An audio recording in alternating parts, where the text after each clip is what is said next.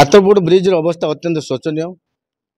प्रशासन समस्त प्रकार चेतावनी देला परे आज पर्यंत कौन कर्णपात करूना।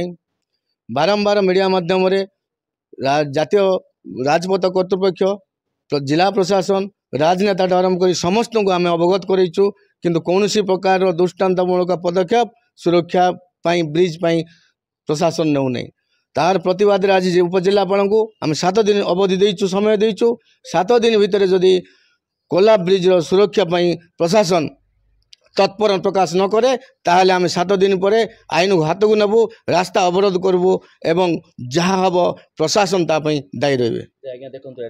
आपण माध्यम दाबी रखा चाहूँ जे कोला ब्रिज दे आंध्र छत्तीसगढ़ एपटे डुडुमा जलविद्युत केन्द्र गुप्तेश्वर शैवापीठ हजार हजार संख्यार गाड़ी यातायात करुच्ची एवं जो विपद संकुल अवस्था अच्छी खाल हो सारा से जो रास्ता पर एवं से रास्तार ब्रिजर जो साइड पट जो लुहा सब कटिगला। आउ गोटे कथा आपण मानक सूचाई देवा चाहे जो पत्र गाड़ी केन्दुपत्र गाड़ी से जीवासा करुच्ची जहाँद्वारा से केन्दुपत्र गाड़ी ओभरटर्न नहीं गाड़ी जाऊँगी यातायात करने द्वारा ब्रिजर लुहा सब कटिंग कराद्वारा कि ब्रिजर जो स्टेबिलिटी दिन दिन कमी जाऊँगी आम प्रशासन को जनइलु। विगत दिन में आम मीडिया माध्यम आमर जातीय राजपथ को जनइलु किंतु कौन प्रकार सुफल पदक्षेप वर्तमान पर्यंत प्रशासन नेउ नहीं।